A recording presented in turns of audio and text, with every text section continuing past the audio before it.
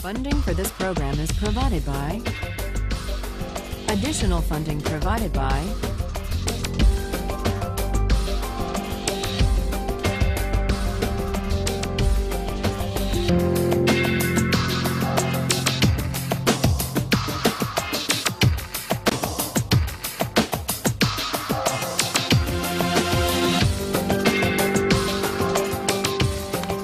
When we ended last time, we were discussing Locke's idea of government by consent. And the question arose, what are the limits on government that even the agreement of the majority can't override? That was the question we ended with. We saw, in the case of property rights, that on Locke's view, a democratically elected government has the right to tax people. It has to be taxation with consent because it does involve the taking of people's property for the common good. But it doesn't require the consent of each individual at the time the tax is enacted or collected. What it does require is a prior act of consent to join the society, to take on the political obligation. But once you take on that obligation, you agree to be bound by the majority. So much for taxation. But what you may ask about the right to life? Can the government conscript people and send them into battle? What about the idea that we own ourselves? Isn't the idea of self-possession violated if the government can, through coercive legislation and enforcement powers, say, you must go risk your life to fight in Iraq? What would Locke say? Does the government have the right to do that? Yes. In fact, he says in 139, he says, what matters is that the political authority or the military authority not be arbitrary. That's what matters. And he gives a wonderful example. He says a sergeant, even a sergeant, let alone a general, a sergeant can command a soldier to go right up to the face of a cannon where he is almost sure to die. That the sergeant can do. The general can condemn the soldier to death for deserting his post or for not obeying even a desperate order. But with all their power over life and death, what these officers can't do is take a penny of that soldier's money. Because that has nothing to do with the rightful authority. That would be arbitrary, and it would be corrupt. So consent winds up being very powerful in Locke, not consent of the individual to the particular tax or military order, but consent to join the government and to be bound by the majority in the first place. That's the consent that matters.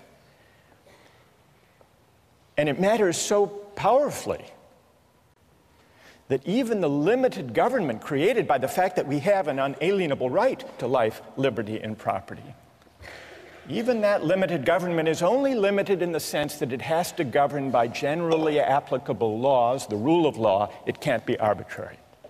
That's Locke. Well, this raises a question about consent. Why is consent such a powerful moral instrument in creating political authority and the obligation to obey?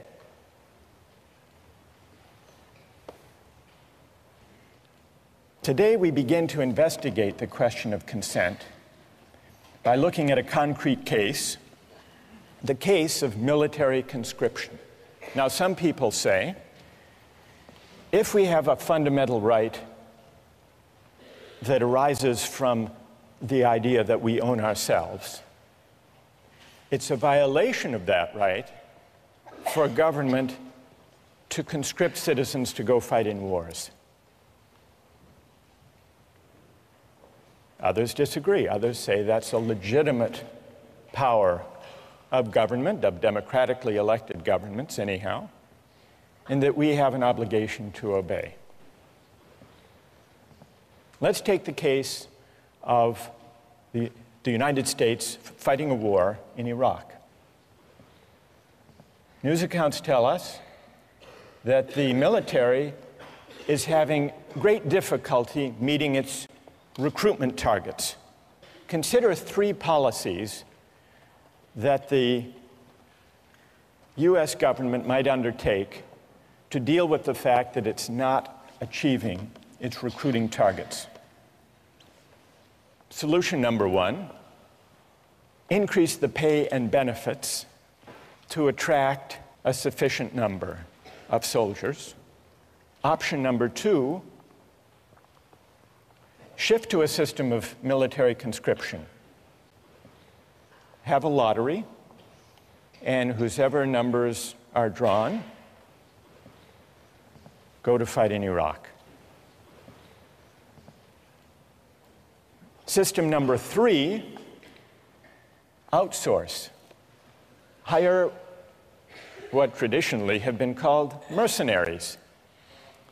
People around the world who are qualified, able to do the work, able to fight well, and who are willing to do it for the existing wage.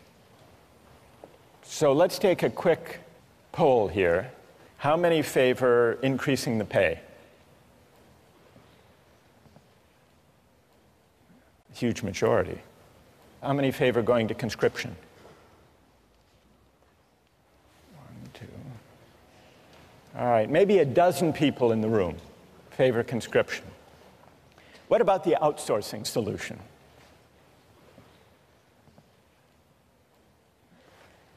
Okay, so there may be about 2-3 dozen.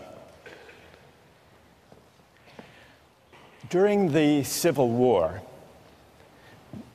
the Union used a combination of conscription and the market system to fill the ranks of the military to fight in the Civil War.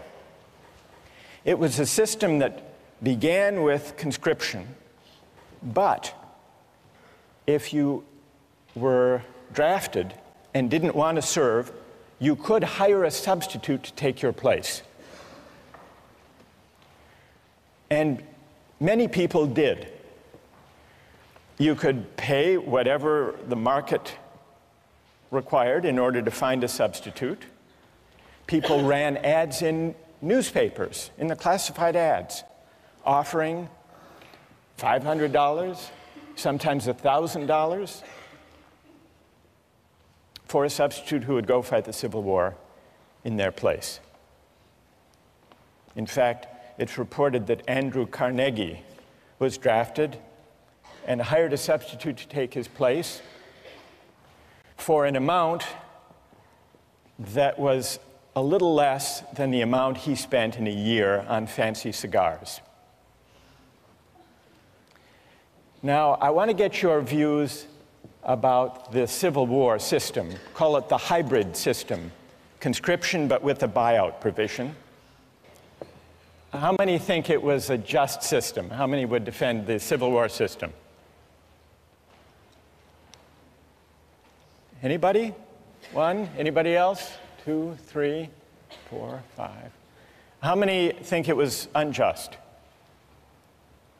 Most of you don't like the Civil War system. You think it's unjust. Let's hear an objection. Why don't you like it? What's wrong with it? Yes? Well, by paying $300 for to be exempt one time around, you're really putting a price on on valuing human life. And we established earlier that's really hard to do. So they're trying to accomplish something that really isn't feasible.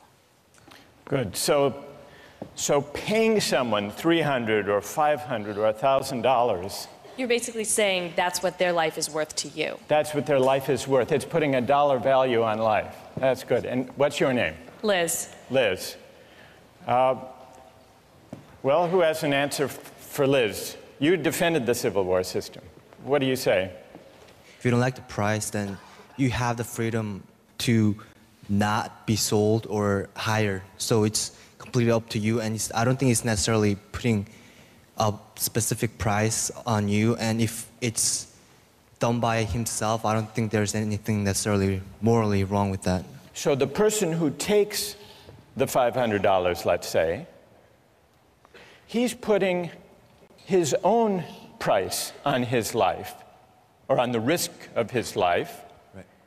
And he should have the freedom to choose to do that. Exactly. What's your name? Jason. Jason, thank you.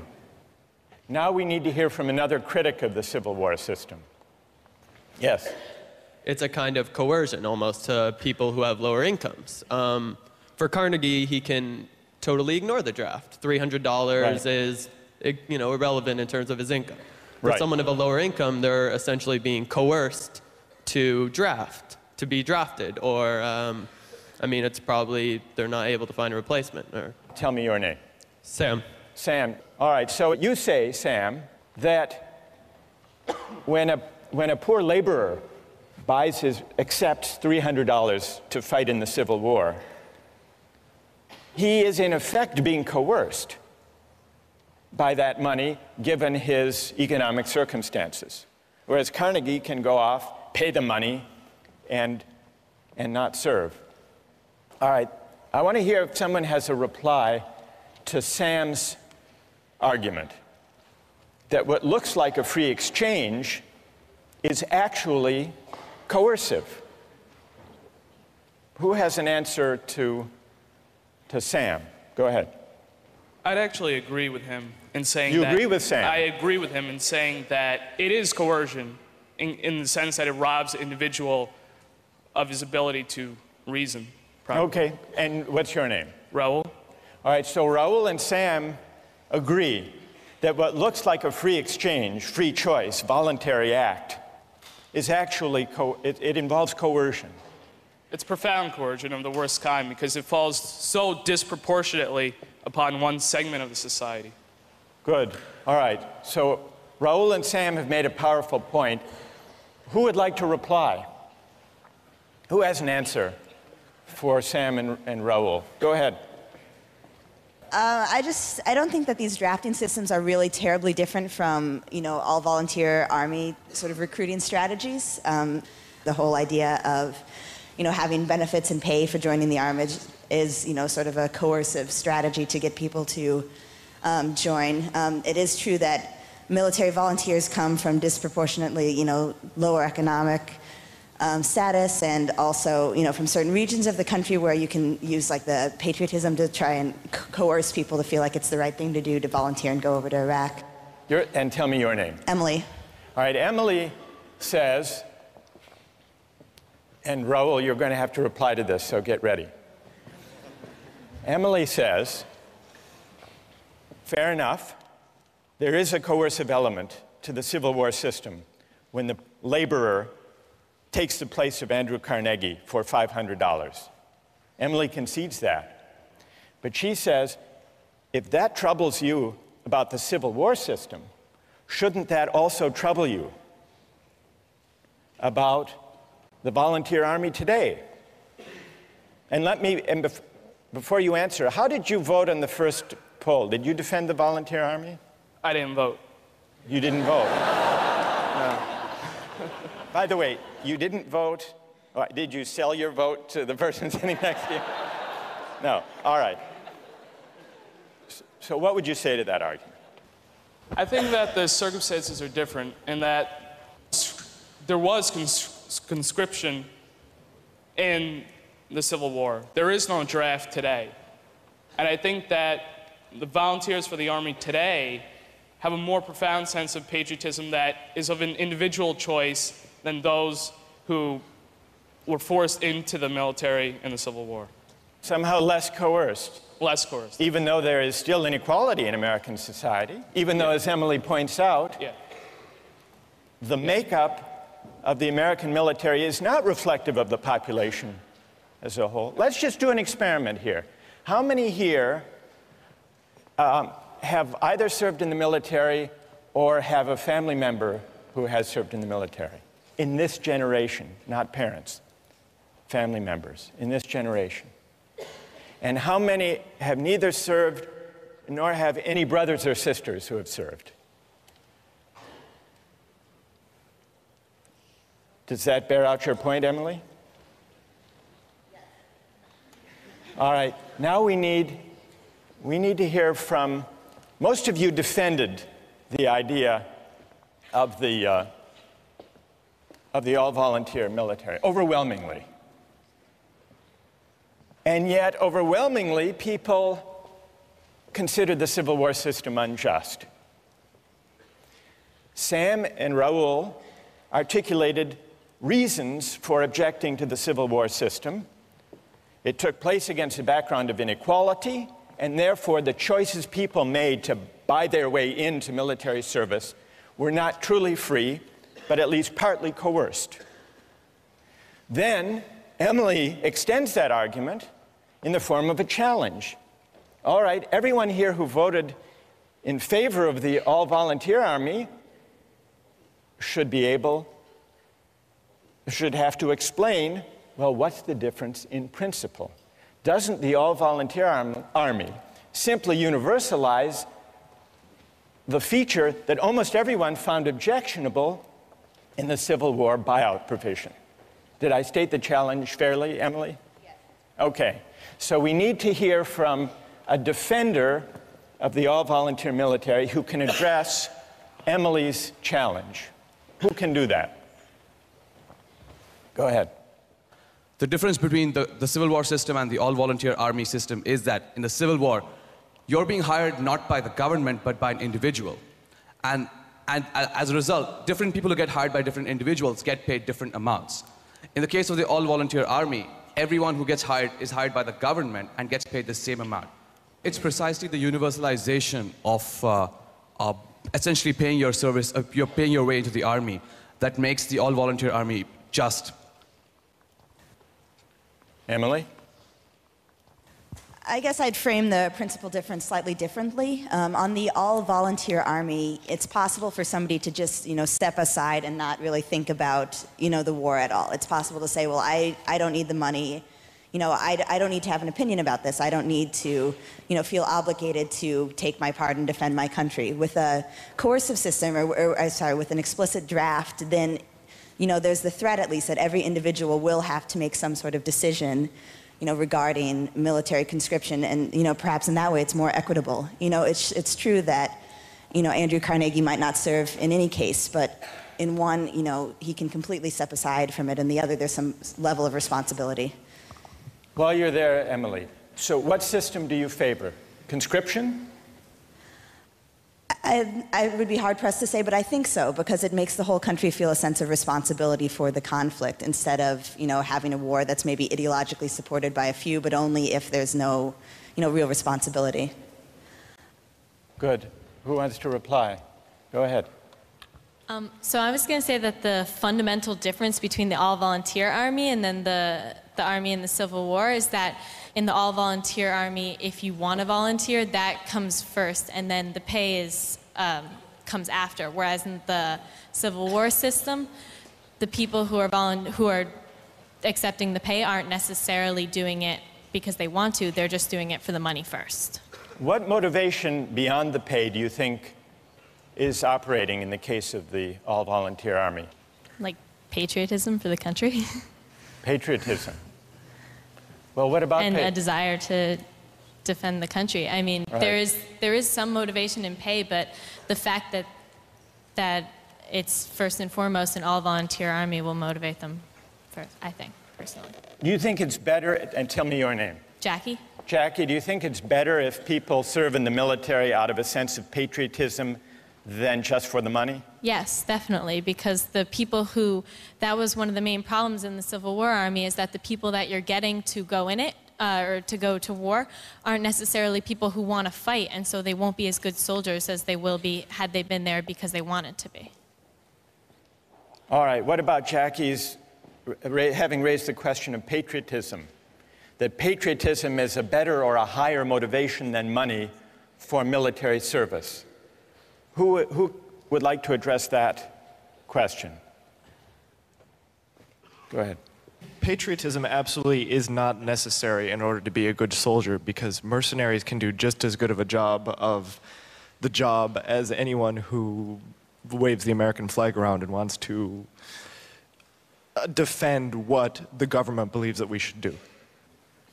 Did you favor the outsourcing solution? Yes, sir. And, all right, so let Jackie respond. What's your name? Philip. What about that, Jackie? So much for patriotism.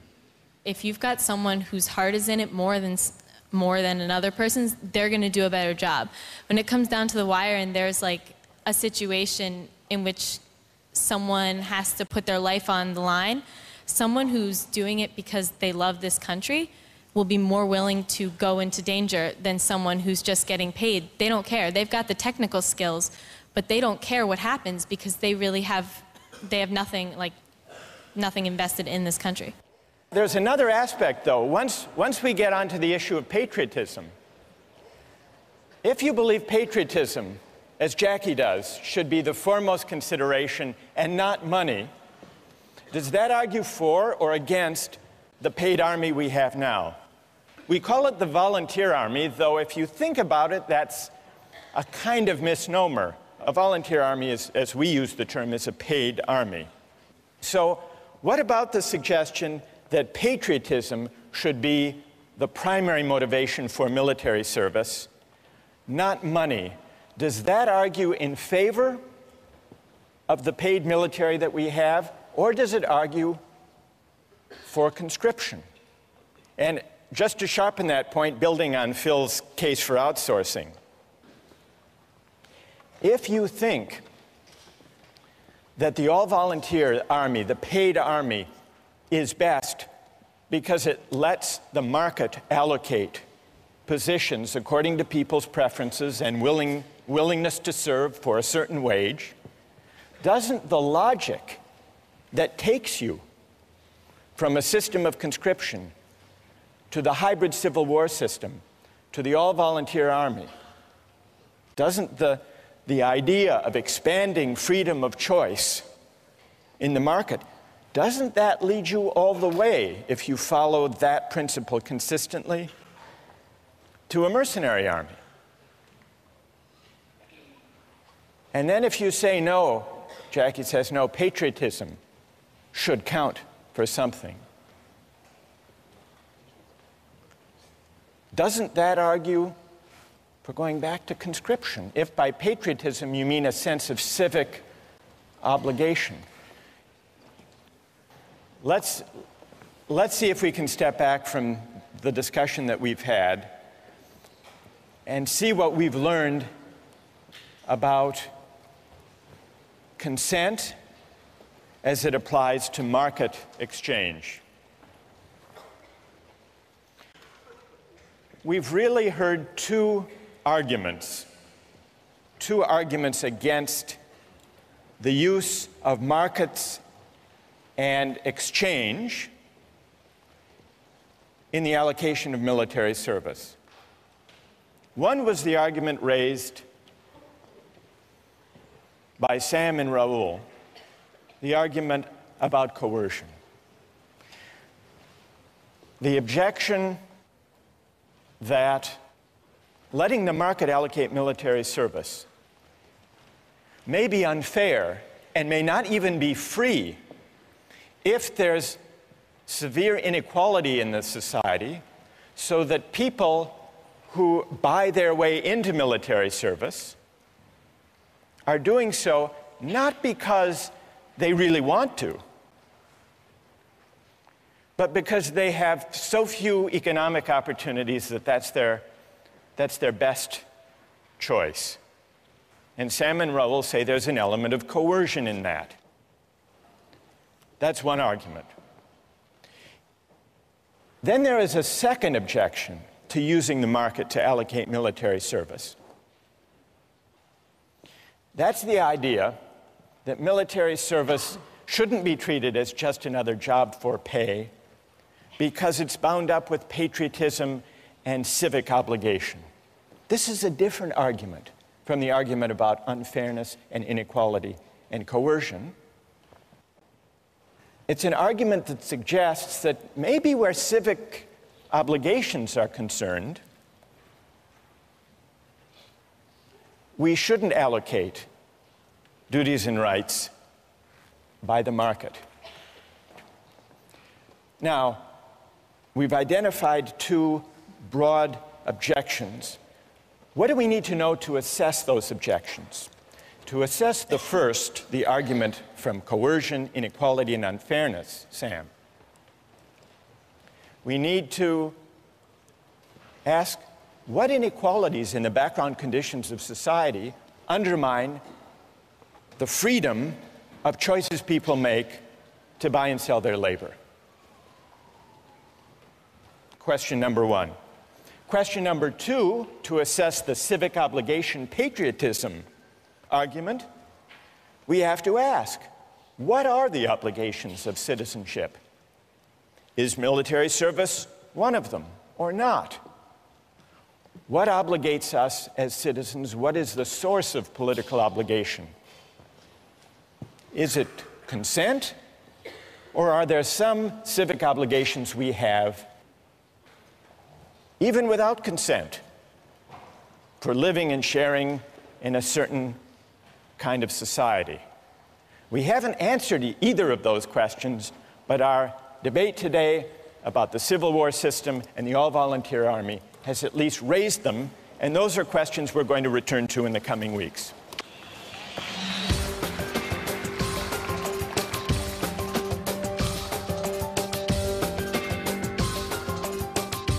Do you think you should be able to bid for a baby that's up for adoption?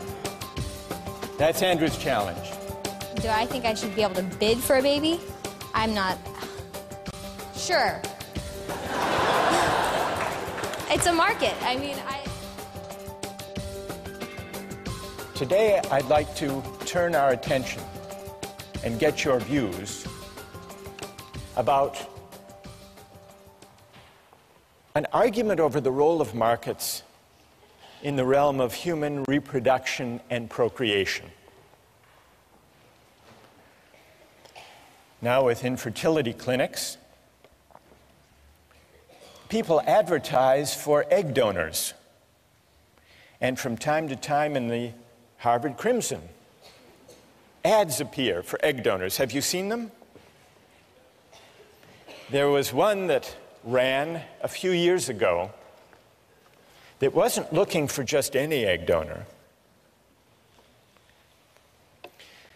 It was an ad that offered a large financial incentive for an egg donor from a woman who was intelligent, athletic, at least 5'10", and with at least 1,400 or above on her SATs. How much do you think the person looking for this egg donor was willing to pay for an egg from a woman of that description?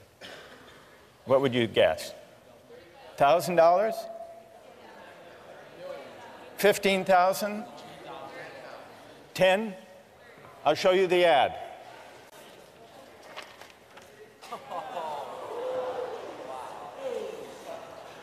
$50,000 for an egg, but only a premium egg. What do you think about that? Well, there are also sometimes ads in the Harvard Crimson and other college newspapers for sperm donors. So the market in reproductive capacities is an equal opportunity market.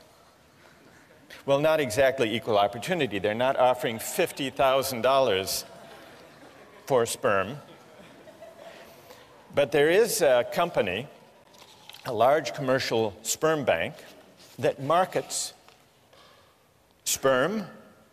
It's called California Cryobank. It's a for-profit company. It imposes exacting standards on the sperm it recruits. And it has offices in Cambridge between Harvard and MIT, and in Palo Alto near Stanford. Cryobank's marketing materials play up the prestigious source of its sperm. Here is from the website of Cryobank the information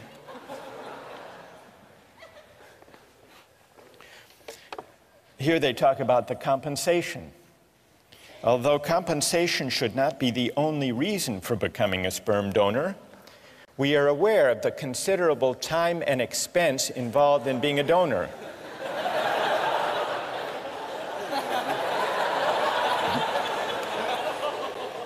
So, do you know what they offer? Donors will be reimbursed $75 per specimen, up to $900 a month if you donate 3 times a week. And then they add, we periodically offer incentives such as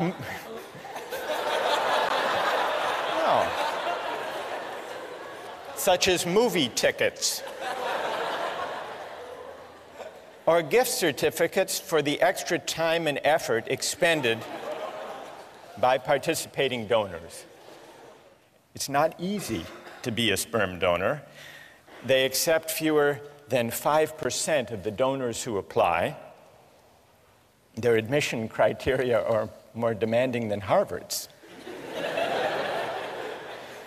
The head of the sperm bank said the ideal sperm donor is 6 feet tall, with a college degree, brown eyes, blonde hair, and dimples.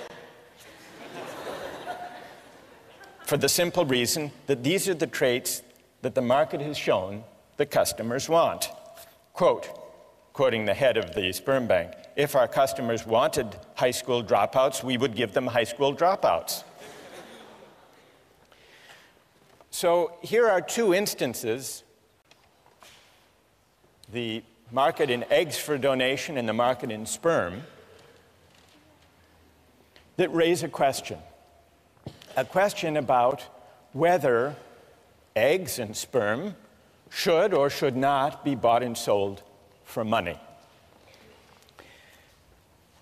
As you ponder that, I want you to consider another case involving a market and, in fact, a contract in the human reproductive capacity. And this is the case of commercial surrogate motherhood. And it's a case that wound up in court some years ago. It's the story of Baby M. It began with William and Elizabeth Stern, a professional couple, wanting a baby, but they couldn't have one on their own, at least not without medical risk to Mrs. Stern. They went to an infertility clinic where they met Mary Beth Whitehead, a 29-year-old mother of 2, the wife of a sanitation worker. She had replied to an ad that the center had placed, seeking the service of a surrogate mother. They made a deal. They signed a contract in which William Stern agreed to pay Mary Beth Whitehead a $10,000 fee, plus all expenses, in exchange for which Mary Beth Whitehead agreed to be artificially inseminated with William Stern's sperm, to bear the child, and then to give the baby to the Sterns. Well, you probably know how the story unfolded. Mary Beth gave birth and changed her mind. She decided she wanted to keep the baby. The case wound up in court in New Jersey. So let's put aside any legal questions and focus on this issue as a moral question. How many believe that the right thing to do in the Baby M case would have been to uphold the contract, to enforce the contract? And how many think the right thing to do would have been not to enforce that contract? So it's about, the majority say enforce. So let's now hear the reasons that people had, either for enforcing or refusing to enforce this contract. First, from those, I want to hear from someone in the majority. Why do you uphold the contract? Why do you enforce it? Who can offer a reason?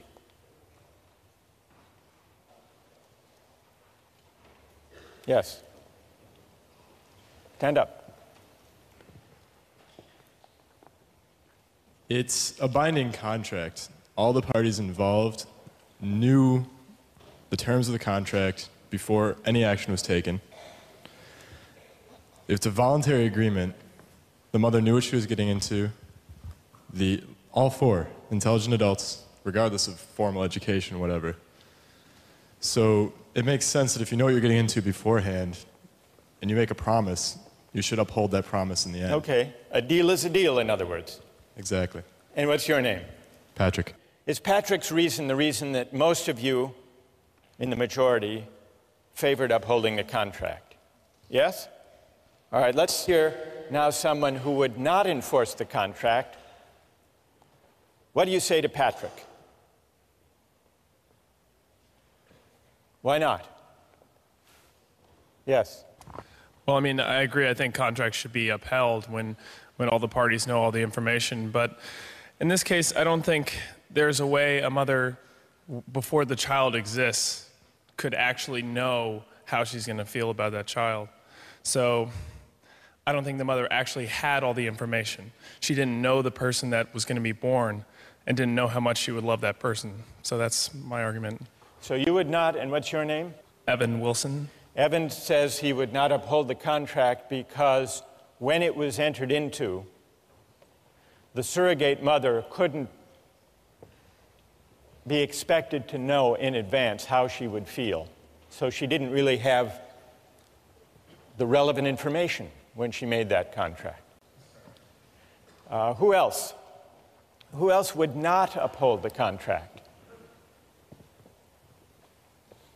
Yes.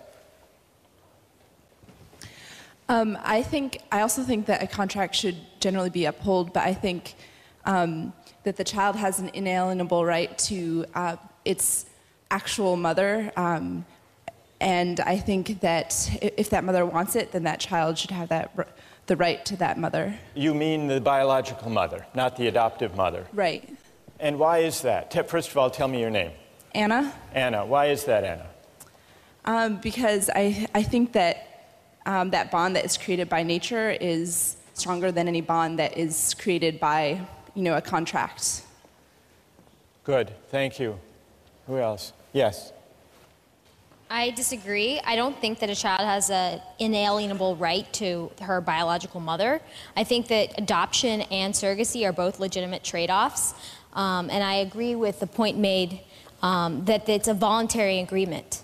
An individual made it. It's a voluntary agreement. And you can't apply coercion to this argument.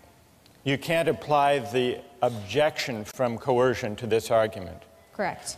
What's your name? Kathleen.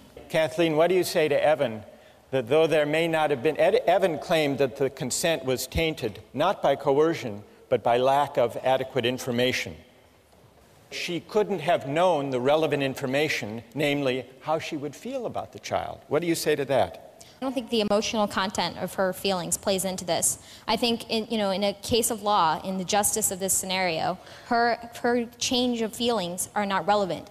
If I give up my child for adoption and then I decide later on that I really want that child back, too bad. It's a trade-off. It's a trade-off that the mother has made. So a deal is a deal. You agree with Patrick? I agree with Patrick. A deal is a deal. Yes. Good. Yes. I would say that, though I'm not really sure if I agree with the idea that the child has a right to their mother, I think the mother definitely has a right to her child. And I also think that there are some areas where market forces shouldn't necessarily penetrate. I think that the whole surrogate mother area smacks a little bit of dealing in human beings. It seems dehumanizing, and it doesn't really seem right. So that's my main reasoning. And tell us your name. I'm Andrew. Andrew, what is dehumanizing about buying and selling the right to a child for money? What is dehumanizing about it? Well, because you're buying someone's biological right. I mean, you can't, in the law, as it's stated, you can't sell your own child. Like, were you to have a child, I believe that the law prohibits you selling it to another person or selling it So this is as like slavery. baby selling? Right. To a certain extent. I mean, though there is a contract with another person, you've made agreements and whatnot, there is an undeniable emotional bond that takes place between a mother and a child. And it's wrong to simply ignore this because you've written out something contractually. All right, you want to reply to Andrew? Stay there. You point out there's an undeniable emotional bond. I feel like in this situation, we're not necessarily arguing against adoption or surrogacy in itself. We're just sort of pointing out the emotional differences. Well, but wait, I mean, it's easy to break everything down to numbers and say, oh, we have contracts like you're buying and selling a car. But there are underlying emotions. I mean, you're dealing with people. I mean, these are not objects to be bought and sold. All right, what about Andrew's claim that this is like baby selling? I believe that adoption and surrogacy should be permitted. Whether or not I actually will partake in it is not really relevant, but I think that the government should give its citizens the rights to allow for adoption and surrogacy. But adoption is not, according to Is the law. adoption baby selling? Well, do you think you should be able to bid for a baby that's up for adoption? That's Andrew's challenge. Do I think I should be able to bid for a baby? I'm not sure. It's a market. I mean, I feel like the extent to which it's been applied, I'm not sure if the government should be able to permit it, and I have to think about it more, but... All right, fair enough. Are you satisfied, Andrew? Well, yeah, I mean, I think surrogacy should be permitted. I think that people can do it, but I don't think that it should be forced upon people that once the contract is signed, it's absolutely like the end all. I think that it's unenforceable. So people should be free, Andrew, to enter into these contracts, but it should not be enforceable in a court. Not in a court, no. Who would like to join on one side or the other? Yes? I think I have an interesting perspective on this because my brother was actually one of the people who donated to a sperm bank, and he was paid a very large amount of money. He was 6 feet tall, but not blonde. He had dimples, though. So he actually has... I'm an aunt now, and he has a daughter. He donated his sperm to a lesbian couple in Oklahoma, and he has been contacted by them, and he has seen pictures of his daughter, but he still does not feel an emotional bond to his daughter. He just has a sense of curiosity about what she looks like and what she's doing and how she is. He doesn't feel love for his child.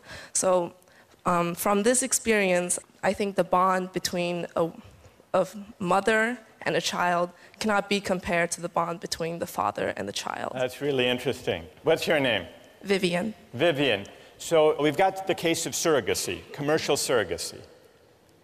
And it's been compared to baby selling, and we've been exploring whether that analogy is apt.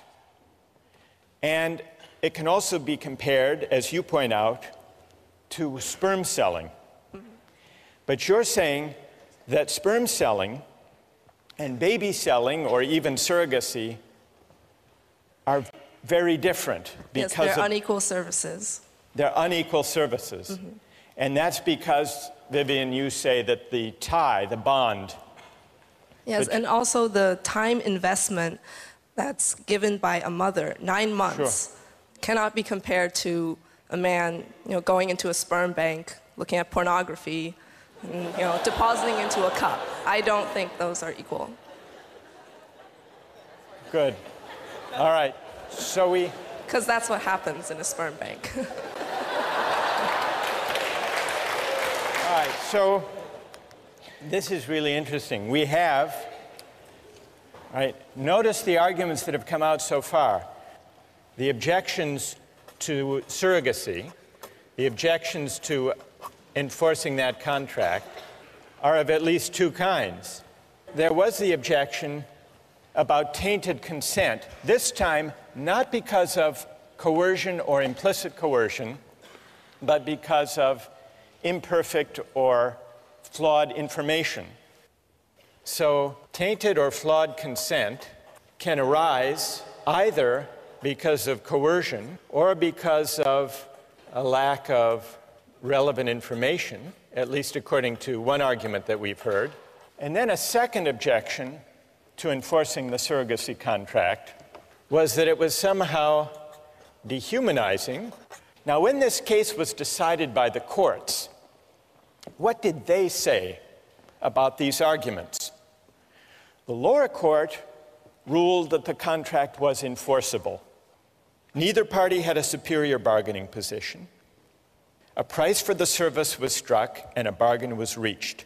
One side didn't force the other, neither had disproportionate bargaining power.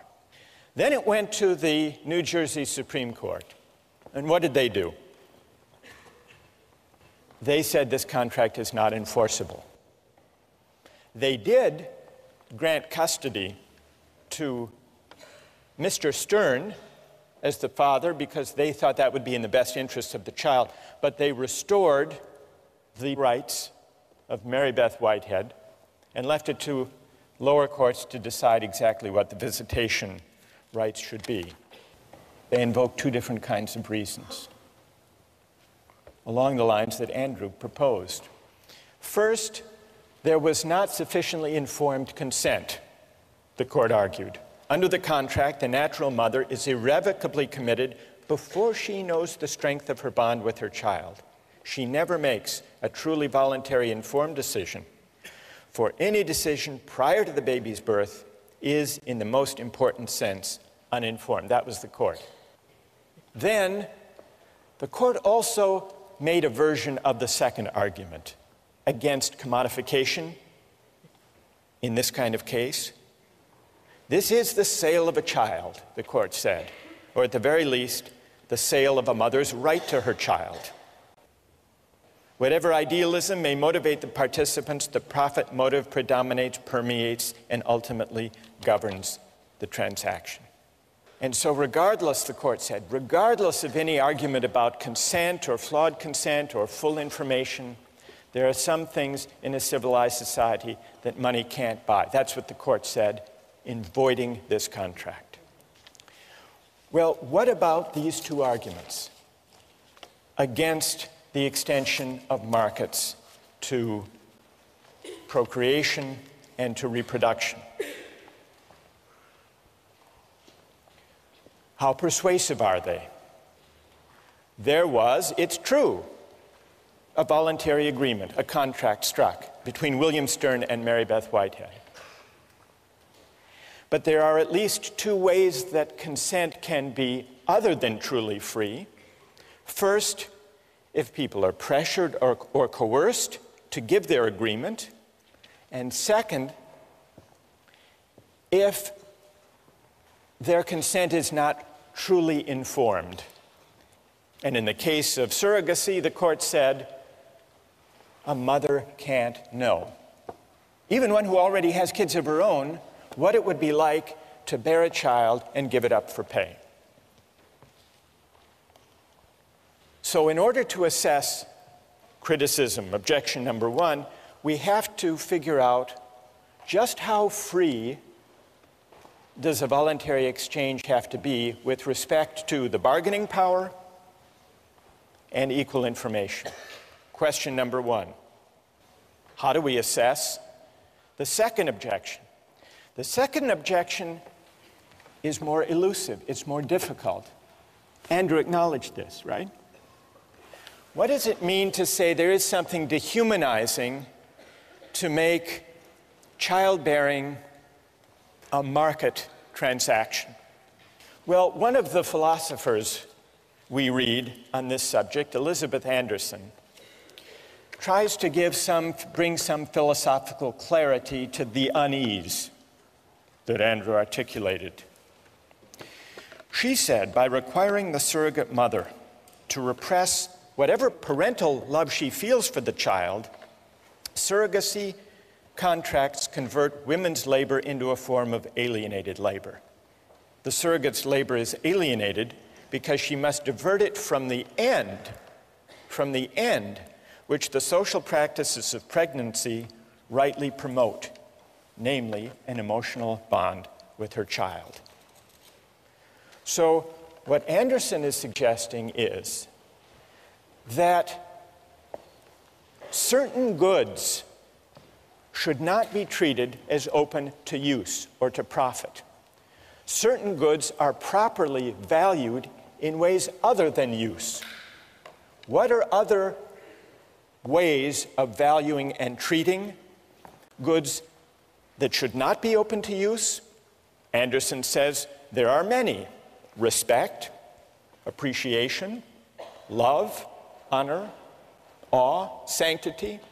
There are many modes of valuation beyond use, and certain goods are not properly valued if they're treated simply as objects of use.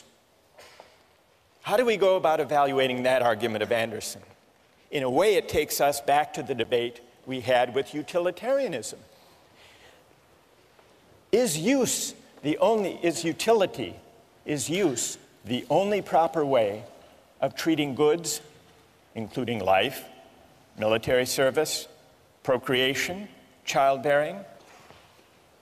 And if not, how do we figure out? How can we determine what modes of valuation are fitting or appropriate to those goods? Several years ago, there was a scandal surrounding a doctor, an infertility specialist in Virginia named Cecil Jacobson. He didn't have a donor catalog because, unknown to his patients, all of the sperm he used to inseminate his patients came from one donor, Dr. Jacobson himself. At least one woman who testified in court was unnerved at how much her newborn daughter looked just like him. Now, it's possible to condemn Dr. Jacobson for failing to inform the women in advance. That would be the argument about consent. The columnist Ellen Goodman described the bizarre scenario as follows. Dr. Jacobson, she wrote, gave his infertility business the personal touch. But now the rest of us, she wrote, are in for a round of second thoughts about sperm donation. Goodman concluded that fatherhood should be something you do, not something you donate. And I think what she was doing, and what the philosopher Elizabeth Anderson is doing, and what Andrew was suggesting with his argument about dehumanization, is pondering whether there are certain goods that money shouldn't buy, not just because of tainted consent, but also perhaps because certain goods are properly valued in a way higher than mere use. Those, at least, are the questions we're going to pursue with the help of some philosophers in the weeks to come.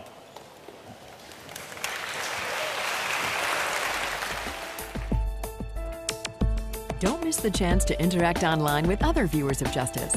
Join the conversation, take a pop quiz, watch lectures you've missed, and learn a lot more.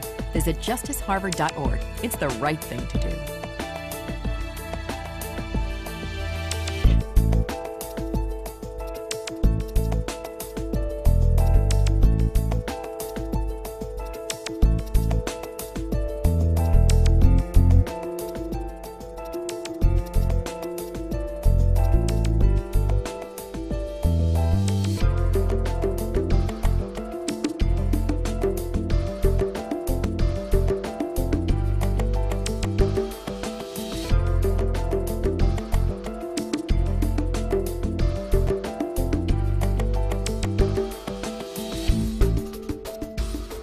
Funding for this program is provided by Additional funding provided by